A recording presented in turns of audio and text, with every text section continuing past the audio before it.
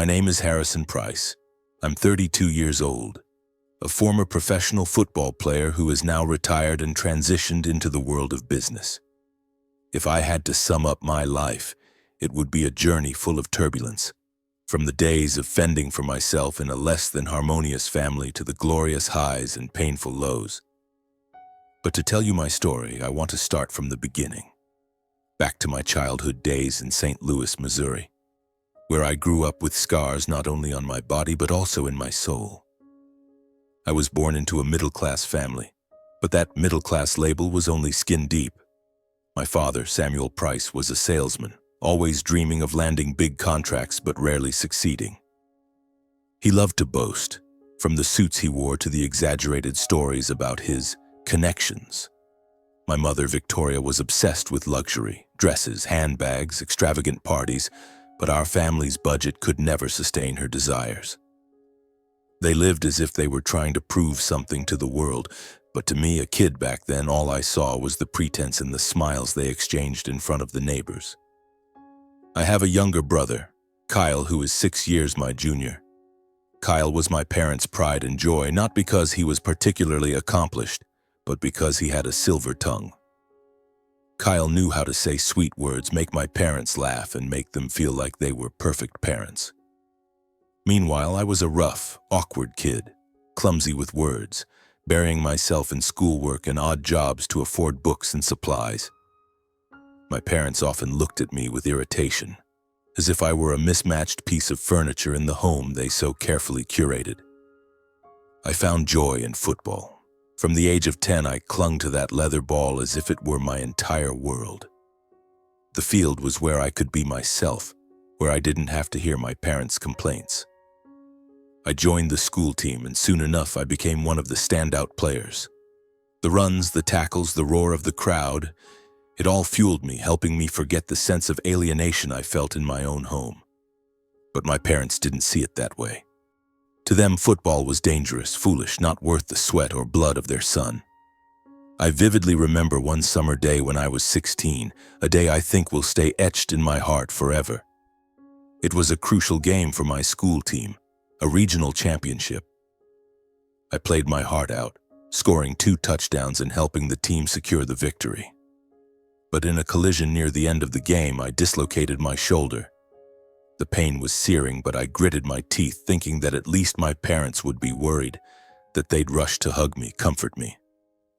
I was wrong. When I got home, my right arm in a sling, my father barely glanced at me before saying coldly, "I told you not to play that damn sport. How stupid are you, Harrison?" My mother was even worse. She sat on the couch, shaking her head in disappointment as if I'd done something shameful. No words of concern, no hugs, just blame. That night I lay in bed staring at the ceiling, my shoulder still throbbing. I wondered what I'd done wrong to make my parents hate me so much. Meanwhile, Kyle, my 10-year-old brother, was being cuddled by my mother just for telling a lame joke. I wasn't jealous of Kyle, but I craved to be loved, to be acknowledged the way they did for him. I told myself that maybe if I tried harder, won more trophies, they'd change. I was that naive. My childhood years passed in self-reliance.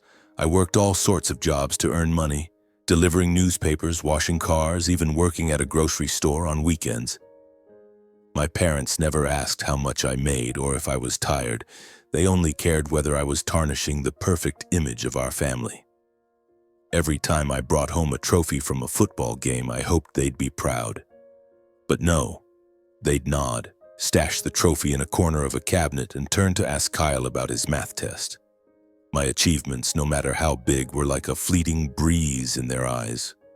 Once I overheard my mother bragging to a neighbor about her talented son. I stood behind the door, my heart pounding, thinking she'd finally recognized my worth.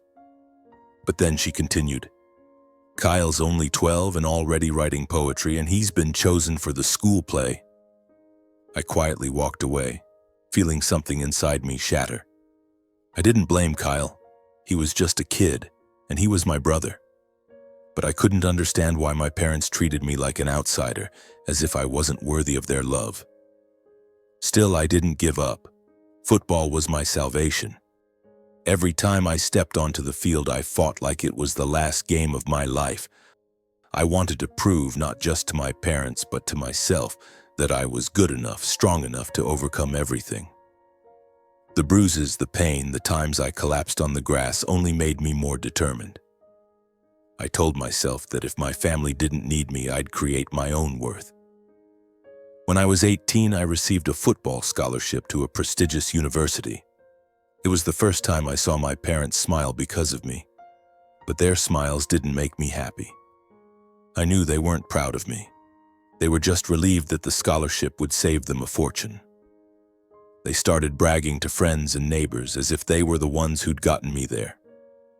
I gave a faint smile, packed my bags, and left the house that had never felt like home. My college years were when I truly began to live. I no longer had to endure their criticism or see their disappointed looks. I poured my heart into football and academics. The university team became my real family, teammates who stood by me, cheered for me, and respected me. I played with all my passion, and soon I became one of the team's standout players. The big games, the resounding victories, the cheers of the crowd, they fueled me, making me believe I could do anything.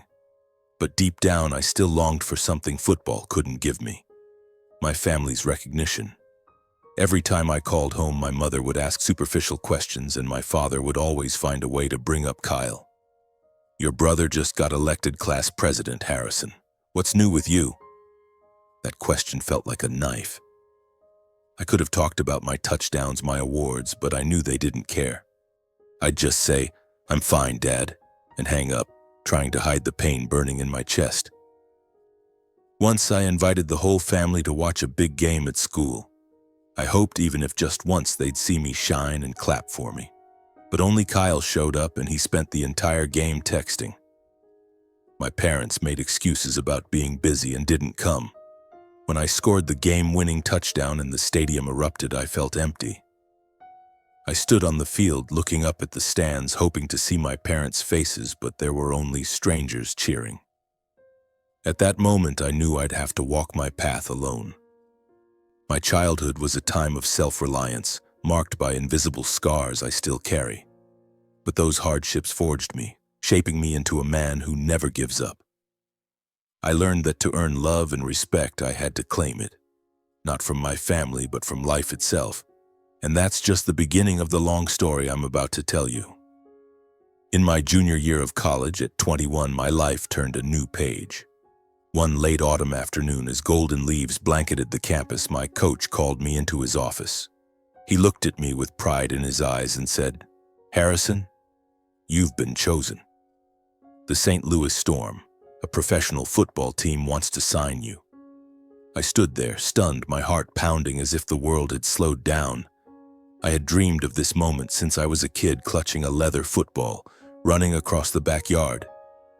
But when the dream became reality, I felt a strange emptiness in my chest. I wanted to call my parents right away, to shout that I'd made it. But deep down, I knew they wouldn't truly care. I signed with the Storm the following week. Everything happened like a whirlwind. From a college student, I stepped into the professional world, where stadium lights blazed and the roar of tens of thousands of fans thundered. Those years, I lived fully on the field. Every game was a battle, every touchdown a declaration that I wasn't the useless kid my parents once thought I was. I played with all my passion, with the determination of someone who'd been looked down on his whole life. And I shone. I became one of the team's standout players, praised by the press, adored by fans. My name appeared on newsreels, in interviews, and on posters plastered across the city. The money started rolling in. The first time I held a check with so many zeros, I sat in my small apartment, staring at it in disbelief. I had once worked tirelessly for a few dollars to buy school supplies. Now, I could buy anything I wanted. But strangely, I didn't feel the happiness I'd imagined. I still remembered my parents' disappointed looks, my father's voice barking, "How stupid are you, Harrison?" I wondered if now, with my success, they'd see me differently. The answer came sooner than I expected. One evening, after returning from a big game, my phone rang. It was my mother. Her voice was sweet, unlike the cold tone I was used to. "Harrison, I heard you won a big game. I'm so proud of you." I could hardly believe my ears. Proud? Since when did she know that word? I quietly replied, "Thanks, Mom." But inside, a storm of mixed emotions swirled. A few days later, my father called, his voice excited. "Son, we're coming to watch you play this weekend. Kyle, too." I laughed, not out of joy, but because I realized they only showed up now that I was famous. From then on, my parents and Kyle became more present in my life. They came to games, took photos with me in front of crowds, and even bragged to friends about their star son. The trophies and medals I'd won, once tucked away in a cabinet corner, were now proudly displayed in their living room. My mother started telling neighbors about my victories as if she'd always believed in me. My father would slap my shoulder, calling me the family's pride. But every time I heard those words, I felt a bitter taste. I was glad they finally saw me, but I was sad knowing they only cared now that I had money and fame. Once, after a game, I invited the family to dinner at a fancy restaurant. I wanted to create a beautiful memory, to believe our family could mend. But throughout the meal, my parents only talked about things they wanted to buy. A new car, a European vacation, a bigger house. Kyle rambled about his plans to start some company I didn't fully understand. I sat there, listening, but felt like I was in another world. They didn't ask if I was tired, if I felt pressured, or simply if I was happy. They saw me as a money machine, a means to fulfill their lavish dreams. Still, I tried to do my duty. I didn't want to be ungrateful, no matter how they'd treated me.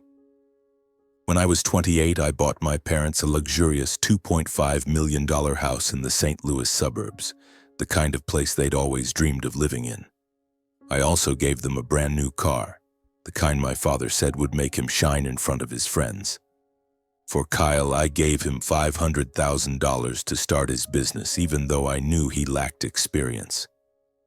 I did these things not to earn their love, but because I thought it was the way to keep the family together. At 30, after a serious knee injury, I decided to retire. I had played football my entire life, given it everything, but my body could no longer withstand the brutal hits. It wasn't an easy decision. Football wasn't just a career, it was my world. But I knew if I didn't stop, I'd destroy myself. I left the field, carrying scars, memories, and the fortune I'd amassed. I turned to business and investing. With the money I'd earned from my playing years, I started investing in real estate, technology, and small startups. I wasn't a business genius, but I had discipline, patience, and most importantly, I wasn't afraid of failure. The years of self-reliance as a kid had taught me that if I wanted something, I had to seize it myself. And I did. Within 2 years, I built a fortune I wouldn't have dared dream of as the newspaper delivery boy in St. Louis. I became a self-made millionaire, relying on no one and depending on nobody. But success, it turns out, didn't just bring glory. It also cast long shadows and drew covetous glances from the very people I called family. My parents, Samuel and Victoria, and my brother Kyle began to change. No, they didn't change. They simply revealed their true faces, the ones I'd willfully ignored for years. In the beginning, I naively thought my wealth would bring us closer, mend the cracks from my childhood. I was wrong. It started with small requests. My mother would call, her voice sweet as honey. "Harrison, I want to throw a grand birthday party for your father. Can you send some money, just a few thousand?"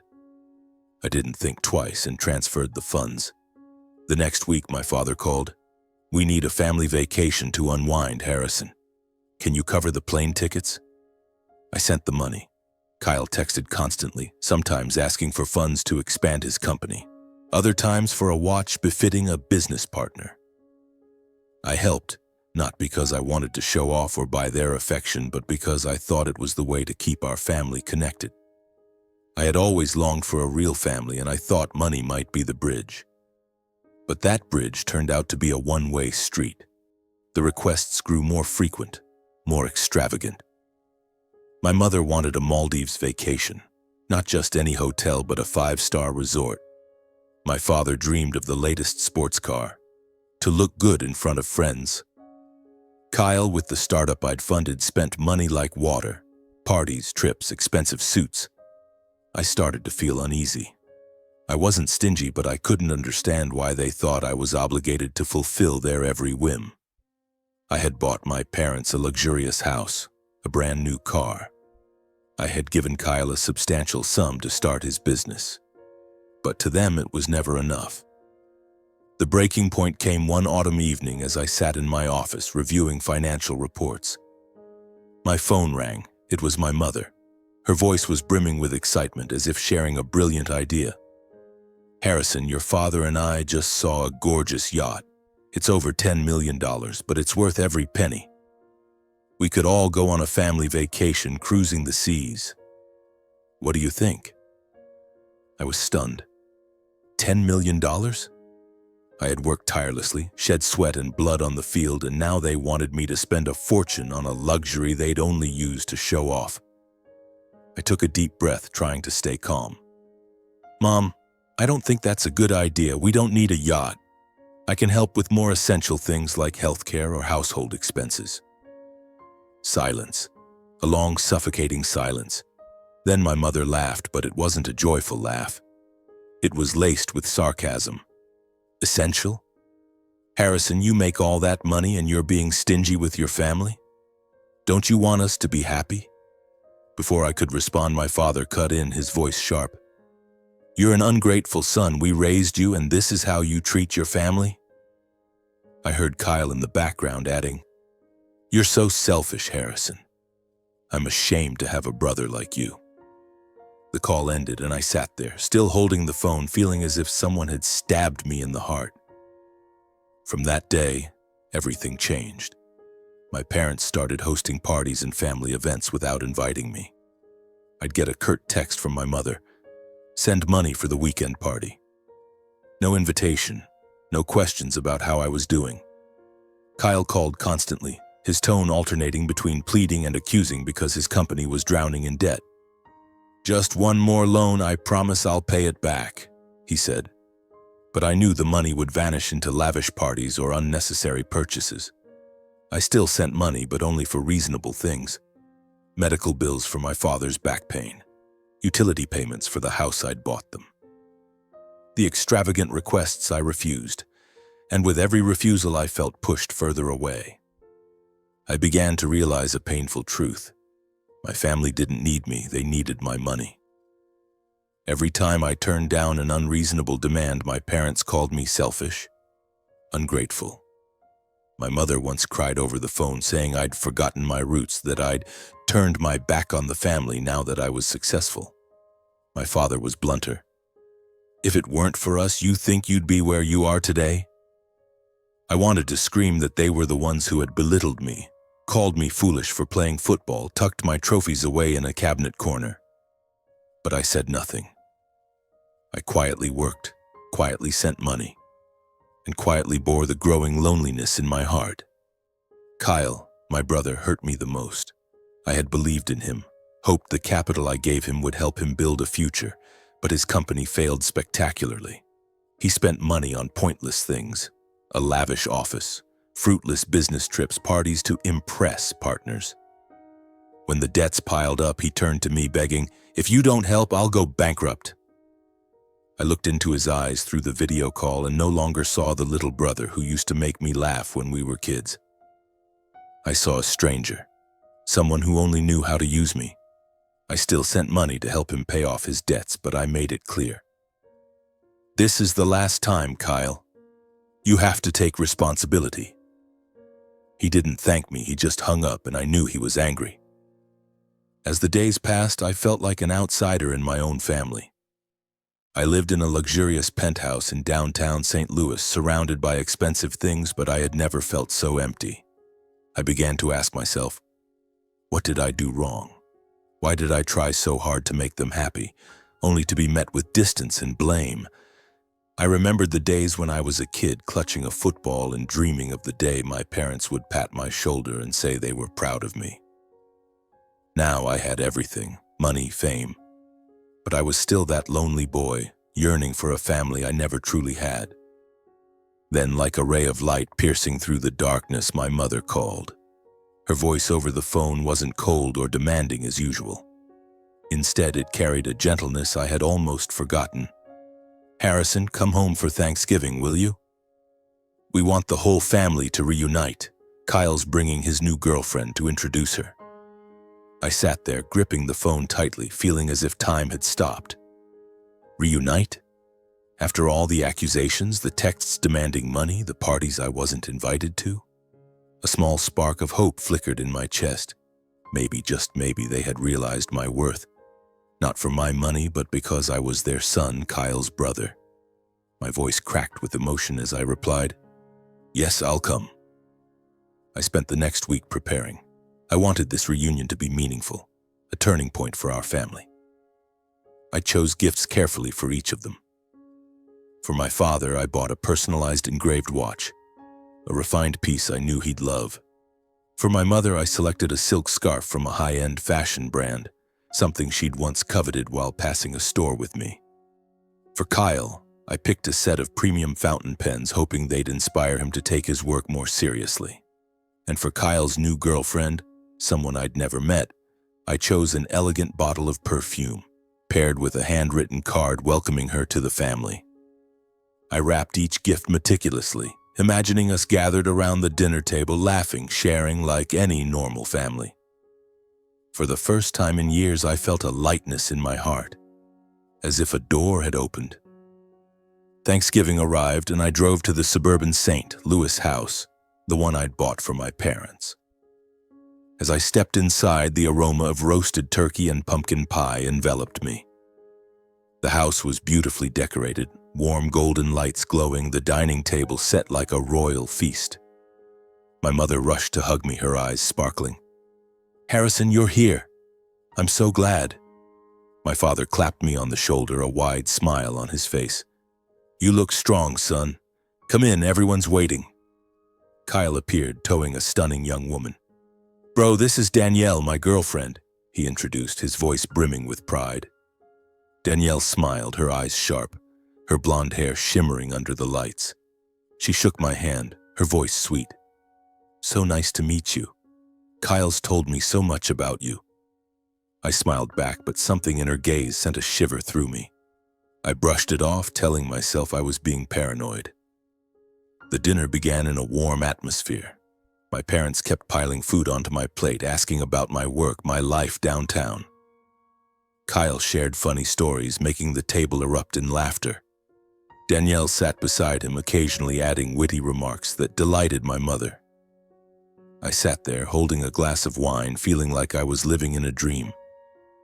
For the first time in years, my family felt like a real family. I began to think that maybe the past was behind us. Maybe this was our chance to start anew.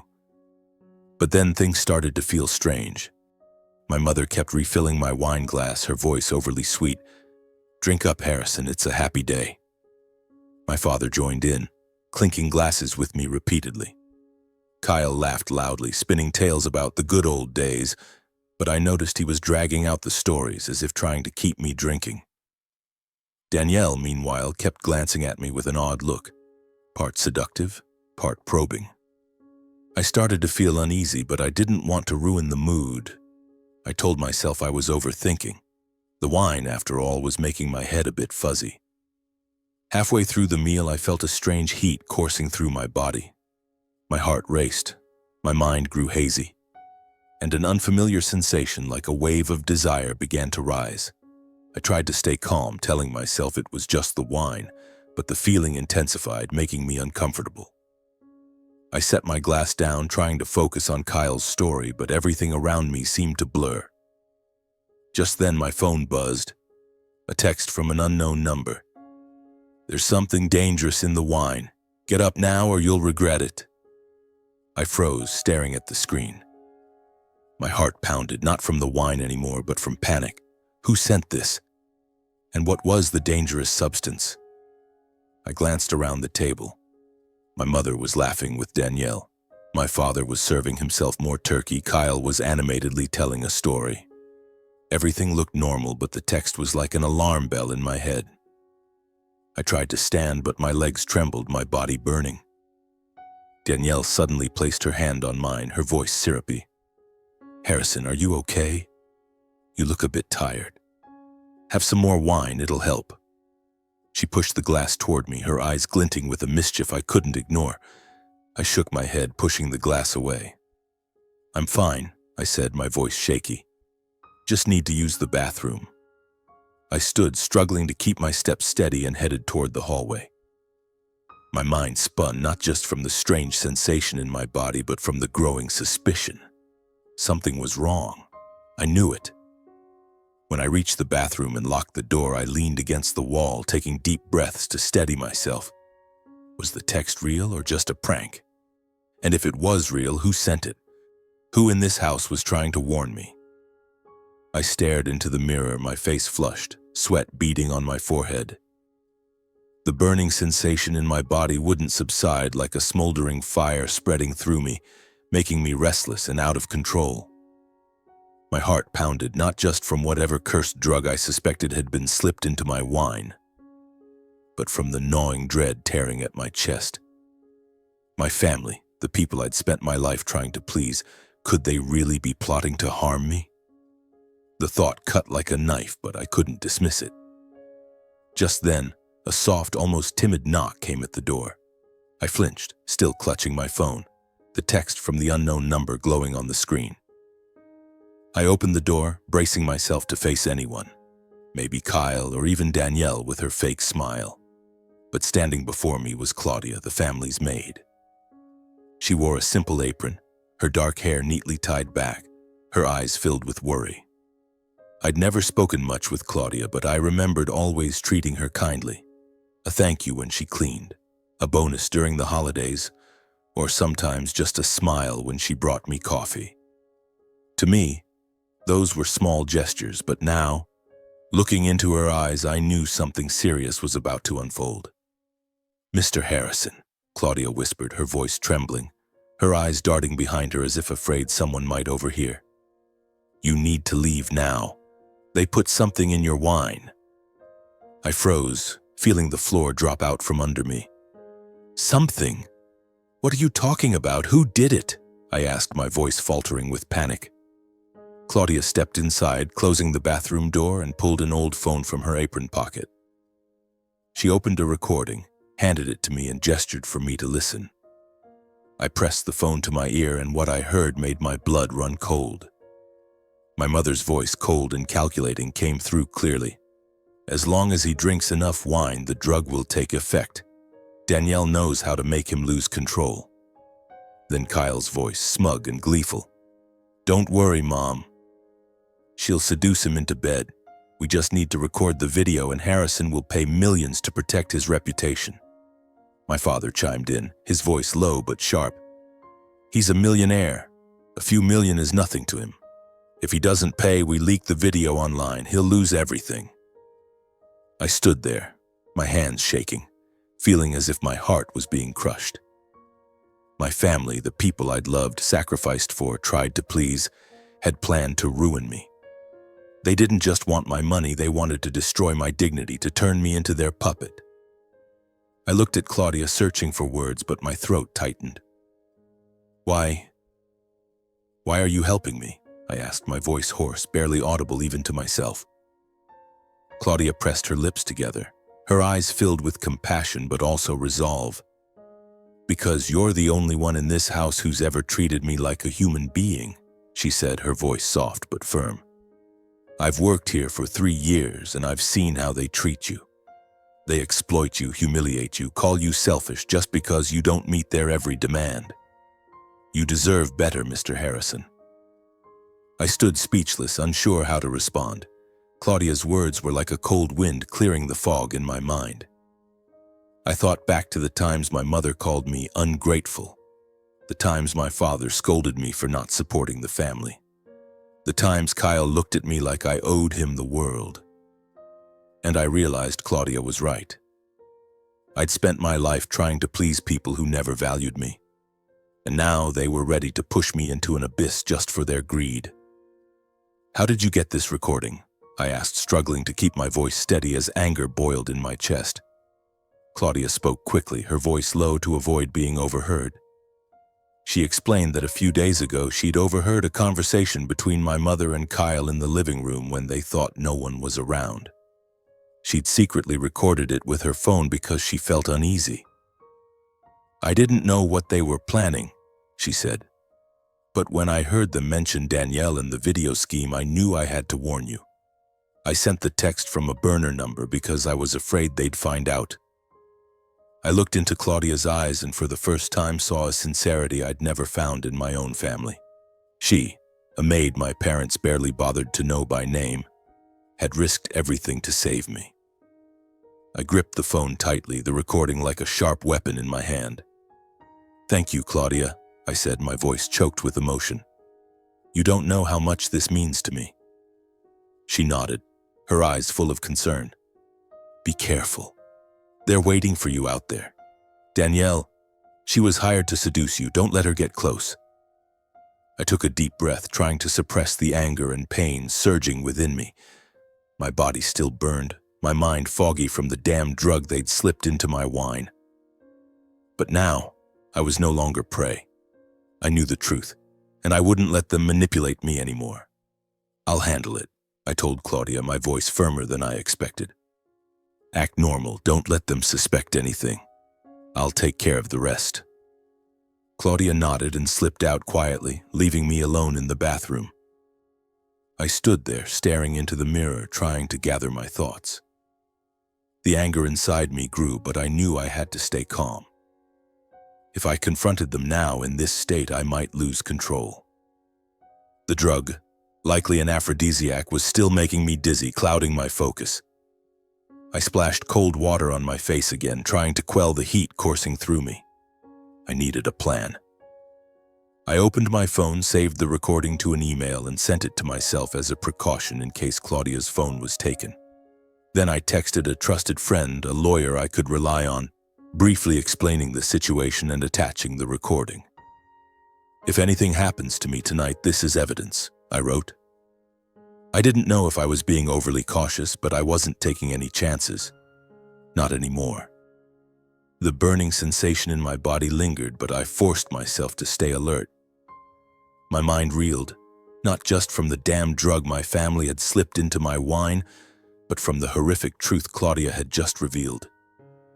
My parents, Samuel and Victoria, and my brother Kyle had plotted to blackmail me, to turn me into a puppet, to extort money and ruin my reputation.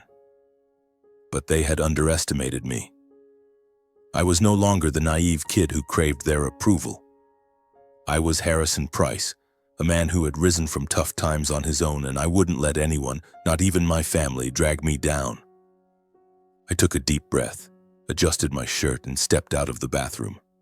I hoped my face still carried the look of someone slightly drunk, my eyes glazed to mask the rage boiling inside. I returned to the dining table where the warm golden lights now seemed like a veneer hiding their deceit. My mother looked at me, her smile syrupy. "Are you okay, Harrison?" I was so worried. Kyle raised his glass, his voice enthusiastic. "Have another drink, bro." The night's still young. Danielle, the woman hired to trap me, leaned forward, her eyes gleaming. "You look a bit tired, Harrison. Need me to get you anything?" I gave a faint smile, my hand tightening in my pocket around the phone holding Claudia's recording.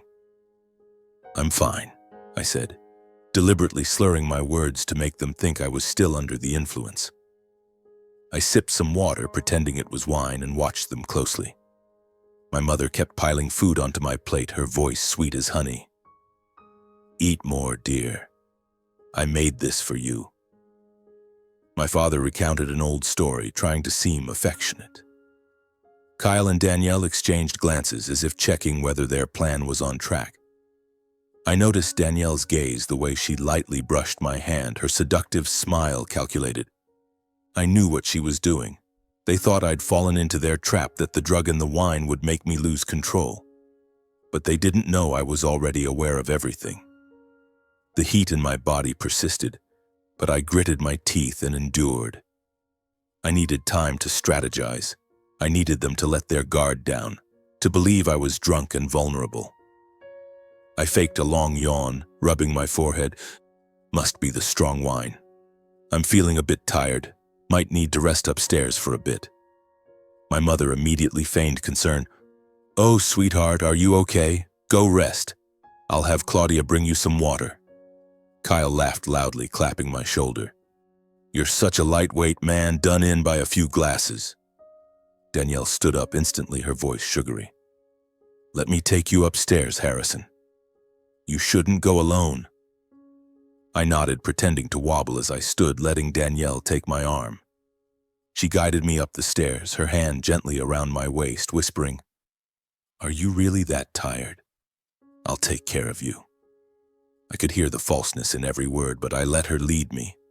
I needed her alone, to confirm she was part of this plot.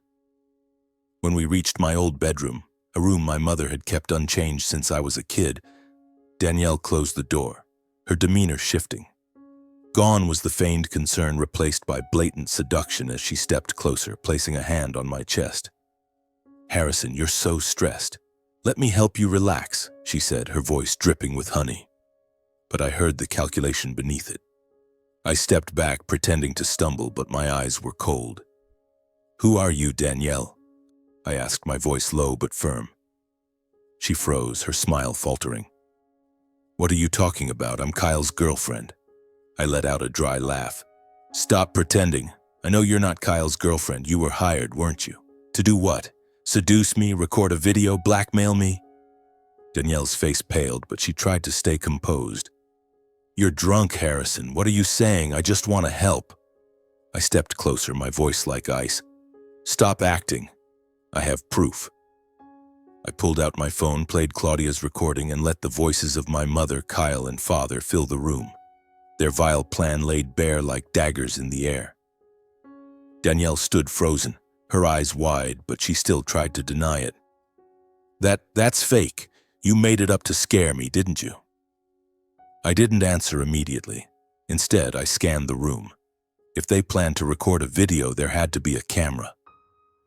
I walked to a corner where an unfamiliar old table lamp stood. I bent down, inspected it, and sure enough, a tiny camera was cleverly hidden inside. I pulled it out and held it up to Danielle. Fake, you say? Then what's this? She panicked, stepping back, but I blocked the door. You have one chance to tell the truth, Danielle. Otherwise, I'm calling the police right now. Trembling, Danielle finally dropped the facade. Okay, she stammered, her voice shaking. I'm an escort hired by Kyle. They paid me $100,000 to seduce you, to record a video of you with me. They said with the video you'd pay anything to protect your reputation. I stood there, listening to her words, feeling as if my heart was being torn apart. But I didn't let my emotions take over. Thank you for being honest, I said, my voice eerily calm. Now come with me. I opened the door, gesturing for Danielle to go downstairs first. She hesitated, but my gaze left her no choice. We descended the stairs back to the dining room where my parents and Kyle were laughing, as if everything was going according to plan. When they saw me with Danielle, their smiles froze. My mother spoke first, her voice tinged with worry. Harrison, are you okay? Kyle frowned, his eyes darting between me and Danielle, trying to read the situation. I stood in the middle of the dining room, the golden lights illuminating their faces. The faces I'd once loved, hoped would love me back. You all put on a great show, I said, my voice low but sharp. But the performance ends here. I pulled out my phone and played Claudia's recording. Their cruel words filled the room, exposing their scheme. My mother gasped, dropping her wine glass. My father's face turned ashen, his hands gripping the table. Kyle jumped up, shouting, What is this? Who recorded this?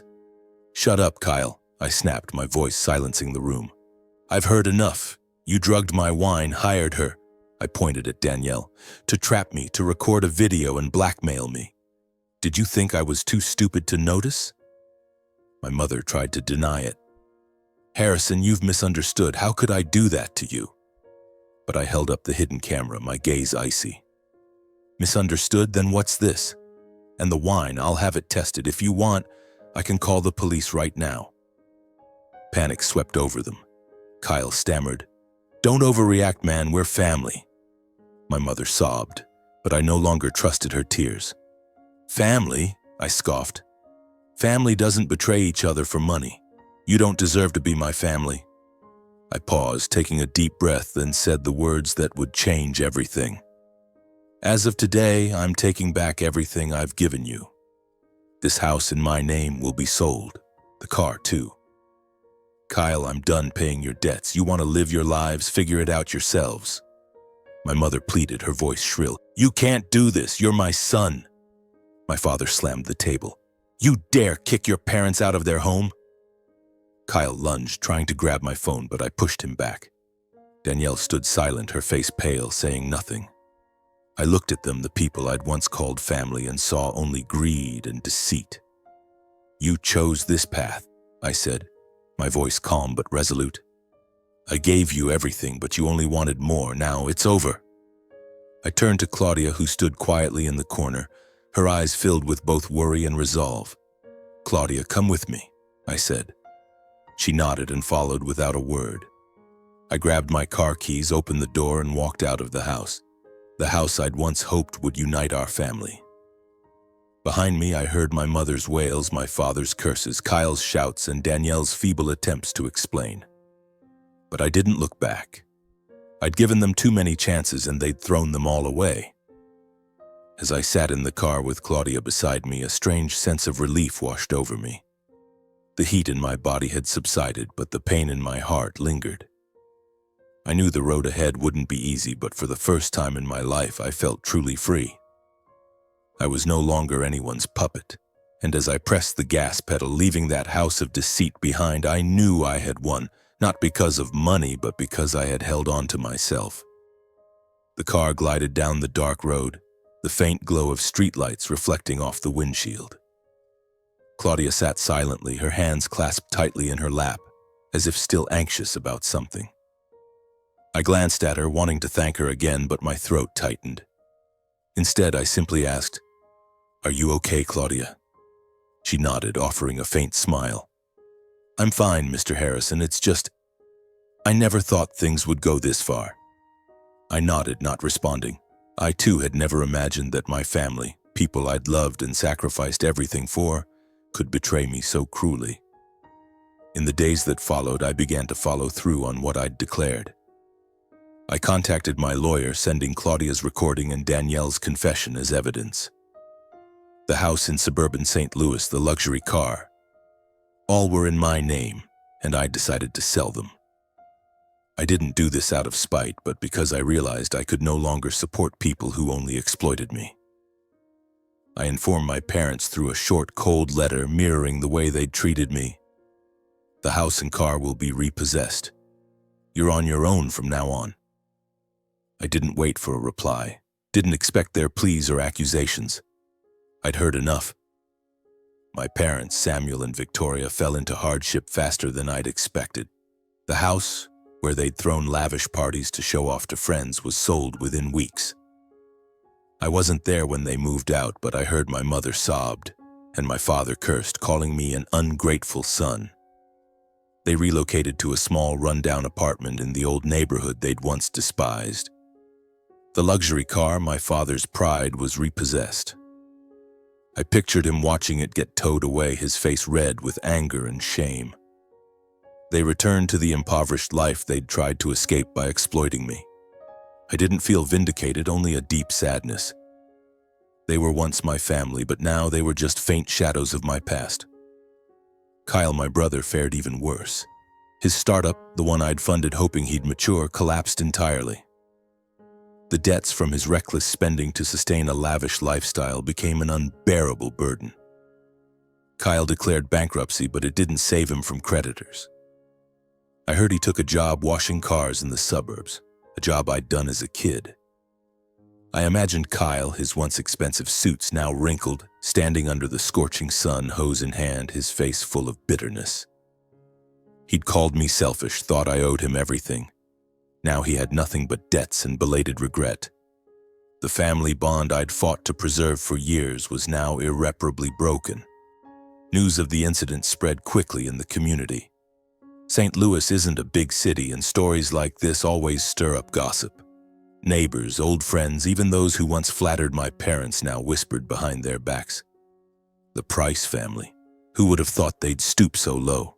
they said, trying to trap their own son for money. My mother, once proud to brag about her star son, now avoided leaving the house out of shame. My father, who always cared about appearances, kept to himself in their cramped apartment. Kyle's friends turned their backs on him. The people who once partied with him now ignored his texts. They earned a reputation not just for their sordid plan, but for how they'd treated me. A man the community knew as a kind former athlete, a self-made millionaire who helped others. Meanwhile, I preserved my reputation. Thanks to Claudia's vigilance and kindness, I escaped the trap my family had set. The press, always eager for drama, tried to dig into the story, but I stayed silent. I didn't need to justify or explain myself. The recording, Danielle's confession, and the truth spoke for themselves. Those who knew me, former teammates, business partners, friends, stood by me. They called, texted, saying they respected me for not letting myself be manipulated. "You're strong, Harrison," an old teammate said. "I don't know what I'd do if my family betrayed me like that." I smiled, thanked them, but inside I still felt hollow. My reputation might be intact, but the scars on my soul wouldn't heal easily. In the days following the incident, I often thought about Claudia. She, a simple maid, had risked everything to save me. While my family, the people I'd loved most, were willing to betray me for money, Claudia, practically a stranger, chose to stand on the side of truth. I couldn't forget her eyes in the bathroom that Thanksgiving night, filled with worry but also resolute, as if she knew she was doing the right thing. I owed her so much, not just for saving my reputation, but for showing me that there were still kind people in the world. One afternoon, I invited Claudia to my penthouse in downtown St. Louis. I wanted to thank her properly, not just with words. When she walked in, wearing a simple sweater, her dark hair neatly tied back, I realized how different she was from the glamorous people I'd encountered in my world. No makeup, no extravagant dresses, but her smile was warm and genuine, like sunlight filtering through a window on a cold winter day. "You didn't have to do this, Mr. Harrison," she said, her voice shy as I invited her to sit. "I just did what I thought was right." "No, Claudia," I replied, my tone serious. "You saved me. Not just from that trap, but from losing faith in people. I want to repay you." I offered her a substantial sum, enough to start a new life, but Claudia shook her head. "I didn't help you for money," she said, her eyes shining with conviction. "I just wanted you to be safe." I insisted, and after some gentle back and forth, she agreed to accept a smaller amount to cover her education. She shared that she'd once dreamed of becoming a nurse, but her low-paying job at my parents' house had forced her to put that dream on hold. I felt a weight lift from my heart, knowing I could help her, even if it was a small gesture compared to what she'd done for me. From that day, Claudia and I began talking more. I invited her for coffee, initially just to express my gratitude, but those meetings became an essential part of my life. Claudia was unlike anyone I'd ever met. She wasn't swayed by the allure of money or fame. She told me about her childhood, growing up in a poor family on the outskirts of town, working tirelessly to help her mother pay off debts. She was unpretentious, authentic, and every word she spoke was sincere, as if she had nothing to hide. I found myself drawn to her simplicity, to the way she viewed the world with an open heart despite the hardships she'd faced. Our conversations stretched for hours, from small coffee shops to quiet parks in St. Louis. I told her about my days playing football, about the scars on my body and in my soul. She listened without judgment, without blame, just nodding and sometimes holding my hand when I spoke of painful memories. "You're stronger than you think, Harrison," she said once when I recounted how my parents belittled me. "Not everyone could overcome what you've been through." Her words, simple yet heartfelt, were like a balm for wounds I thought would never heal. As time passed, Claudia and I grew closer. I realized she wasn't just the woman who saved me, but someone who made me want to live better, love better. One evening, as we walked along the Mississippi River, the city lights shimmering on the water, I took her hand and said, "Claudia, did you ever think we'd end up here like this?" She laughed, her hair fluttering in the breeze. "Never, but I'm glad we did." I looked into her eyes, and for the first time in years my heart raced, not with anger or pain, but with a warm, peaceful feeling. I proposed to Claudia a year later during a quiet evening at a small restaurant she loved. I didn't choose a lavish venue or make a spectacle, just the two of us with a simple ring I knew she'd cherish. When I knelt down, she covered her mouth, her eyes welling up. "Harrison, are you sure? I'm just me, an ordinary girl." I took her hand, my voice steady. "You're not ordinary, Claudia. You're the most extraordinary person I've ever met." She nodded, tears streaming down her cheeks, and we embraced under the dim lights, amid applause from strangers in the restaurant. We married in a small ceremony, attended only by a few close friends and former colleagues. My parents and Kyle weren't invited, and they didn't reach out to me either. I heard they were still living in their rundown apartment in the suburbs, mired in debt and disgrace. Part of me still ached when I thought of them, but I no longer let them drag me down. Claudia taught me that family isn't about blood, but about those who stand by you, who love you for who you are. We moved into a new home, not overly large, but cozy and filled with laughter. Claudia resumed her studies, pursuing her dream of becoming a nurse, and I supported her every step of the way. I continued my business ventures, but now with a clearer purpose, not just to succeed, but to build a meaningful life for Claudia and me. Together we did charity work, helping those in need. And each time I saw their smiles, I thought of Claudia, the one who reminded me that kindness is the most precious thing in the world. One evening I sat in the living room of our new home, Claudia resting her head on my shoulder as we watched an old movie. The golden glow of the table lamp illuminated her gentle smile. I held her hand, our fingers intertwined, and felt a peace I'd never known. I looked around the room, at the photos of us on the shelf, the small piano Claudia loved to play, and the puppy we'd recently adopted curled up in the corner. This was home. This was family. This was everything I'd ever dreamed of. The past full of betrayal, my parents' accusations, Kyle's greed, the trap on Thanksgiving night, was now a distant nightmare. I left it behind, not because I forgot, but because I chose to live for the present, for those who deserved it. I looked at Claudia, the woman who saved me, not just from my family's scheme, but from the loneliness I'd carried for years. I smiled, squeezed her hand, and whispered, "Thank you for everything." She looked up, her eyes sparkling. "Thank you for giving me a home." I had lost a family, but in return I found freedom. And more importantly, I found the love of my life. To me, that was the greatest victory.